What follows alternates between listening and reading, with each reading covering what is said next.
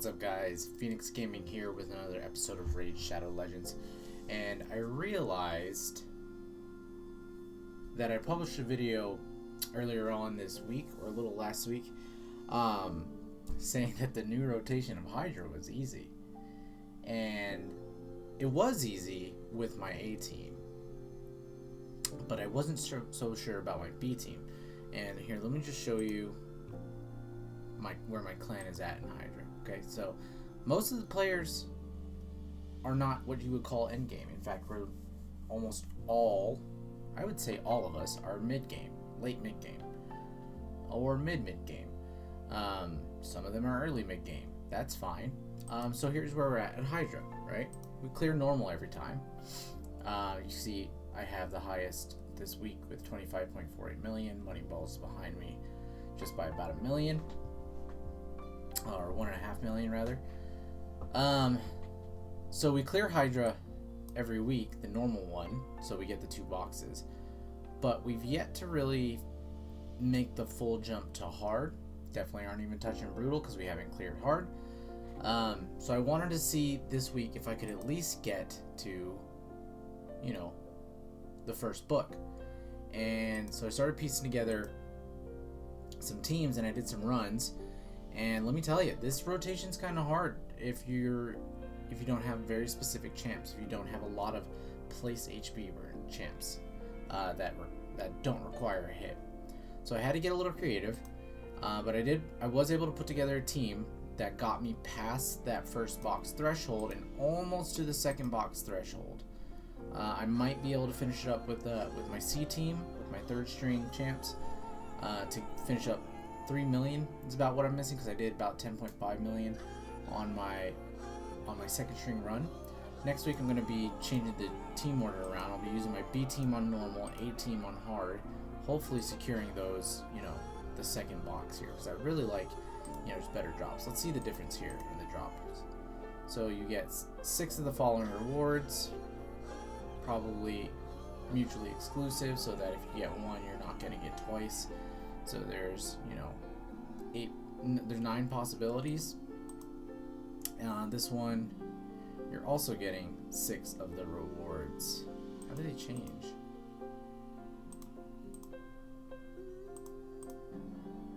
They don't really change. They don't really get better. Your odds of getting the higher tier stuff probably increase a little bit. How do they change down here? 7, okay. And more coins. Probably have a much better chance of getting the better stuff. Okay, but let's go ahead and let's get into the run, and I'll show you who I used. So this is a recorded run again because I did this earlier. But I was using Tyrant as my lead, Arbiter. I have a 2nd Tyrant, just throwing that out there, letting that be known. Arbiter, Elder Scarred. Sigmund was actually really good in this scenario because he brings some buffs for your team and he brings debuffs for the other team, particularly decreased attack, which is kind of necessary. The jump from normal to hard is very steep as far as like the amount of the numbers, the sheer magnitude of the numbers that you're having to deal with. So having things like strengthen up on your team, defense up on your team, and then attack down on the enemy team is clutch. Arbiter also brings a weaken on her A1, and that's really nice. Ninja's just a really good damager. Mine isn't booked though. He's geared-ish, but not booked. Elder Scarred I brought because that Head of Wrath buffs himself a lot. Gets a lot of buffs. And if Elder Scarred can rip those off and then place an HP burn, that's even better. It's a really good combo. Or a really good counter to what the Head of Wrath brings, especially if you time it right and make sure that those buffs don't stay up too long. Wither just brings those big nuke heals, you know, with her A3, along with a cleanse, and then a defense up and a continuous heal, and then a leech periodically on her A1. It's not a really high chance to place a leech, but you know, it's better than nothing. I think that's really it. Tyrant's Ally Protect came into play a lot this week because the Head of Mischief isn't there. I'm not afraid to use it, and it really helped in keeping the team alive.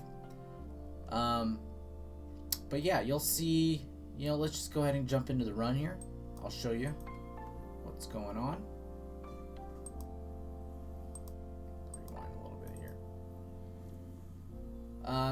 Pretty much same strat here. So I'm dropping this decreased attack because I know, even though I know it's going to, you know, be cleansed off, I want to bait the AoE cleanse here so that I can get into the HP burn, the AoE HP burn, as soon as possible.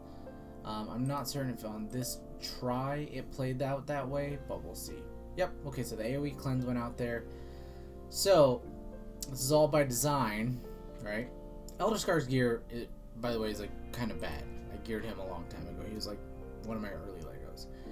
Anyways, they're going to get provoked. They're going to start attacking that Head of Wrath, and they're going to trigger his buffs, right? He's going to put up a lot of buffs. Now, it's fortunate that Wither did not get provoked, because then she's able to do things like cleanse and heal if necessary, which may very well be necessary here. I don't really remember on this run. There were several times where, you know, she wouldn't get provoked, everyone else would. She would wipe that cleanse right off. But we're approaching the point where Elder Scar can do his HP burn. You'll see both cleanses on the Head of Blight, on the Head of Decay, are down. Elder Scar luckily didn't die. That's because the Ally Protect was in place. Further bolstering him with the shield. Strip buffs, HP burn. We're back in business. Now we can do work.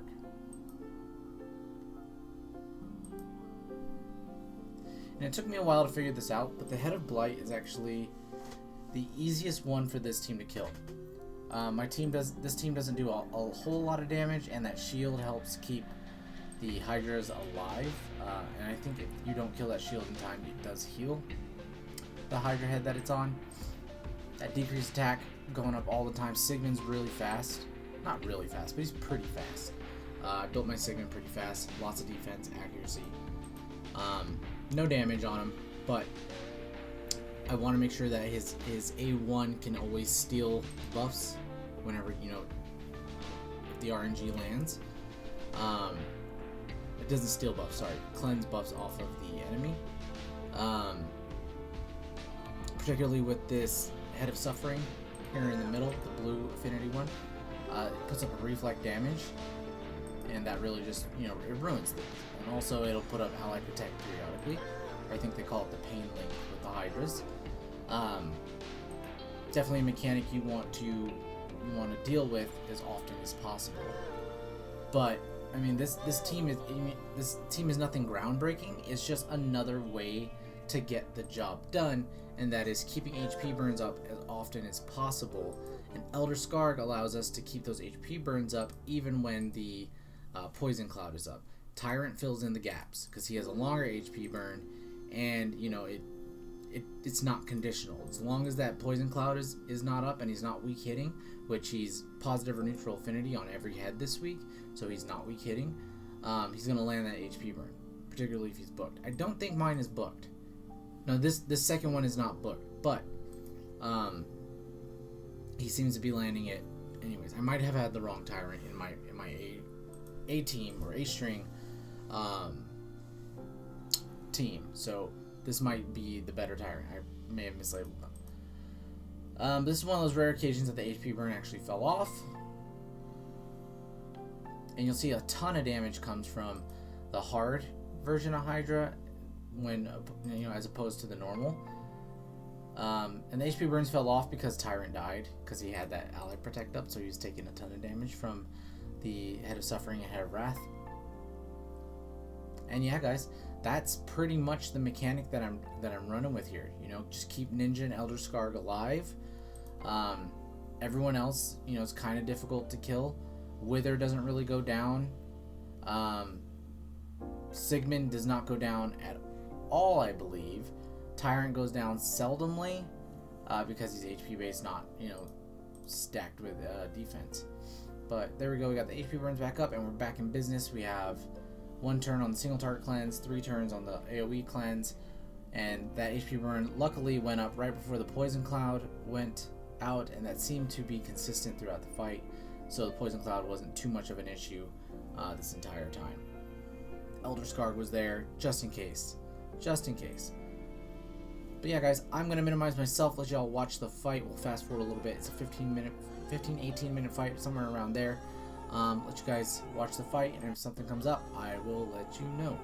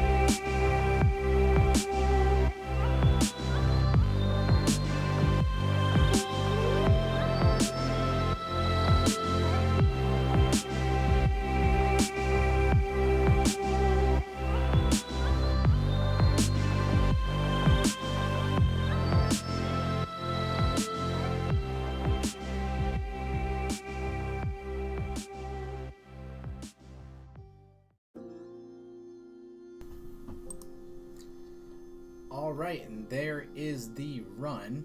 We'll pause it here so we can do a quick damage recap.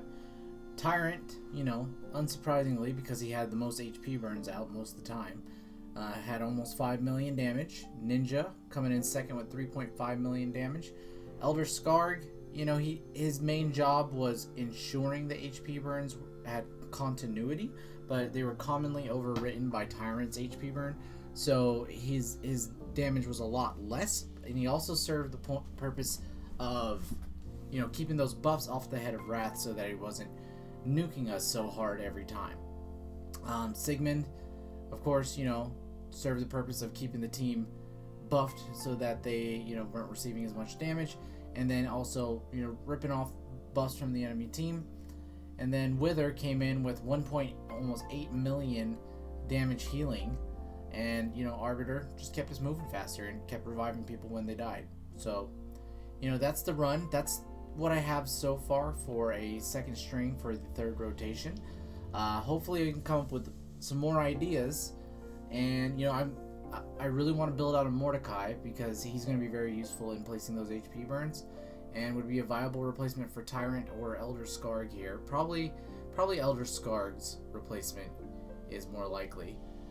That or getting rid of Ninja, bringing in Mordecai, having 3 HP burners, or using Mordecai on my third string team. So, that's the run, guys. I hope you guys enjoyed it. Drop a comment, let me know what you're using as your secondary and tertiary teams. Love to hear from you guys. Let me know what you think of the team's performance, and yeah. Guys, if you enjoyed the video, please leave us a like and a subscribe. We really appreciate any feedback you do have, and we're working on building out some more content for you. And more exciting news, I am moving out of this place, bought a house in another state, so I'm going to be building a new office specifically for gaming and content creation. So that's really exciting. That's kind of why I've been living or having this, sorry background going on here. Been kind of just in a transition period where we're buying a house, so I didn't want to, put any work into this rental. So keep an eye out for that. Gonna have an awesome new content creation studio for you guys. Probably in the next month and a half, we're gonna start on that. Yeah, guys, thanks so much. Really appreciate all the support. Y'all have a great one.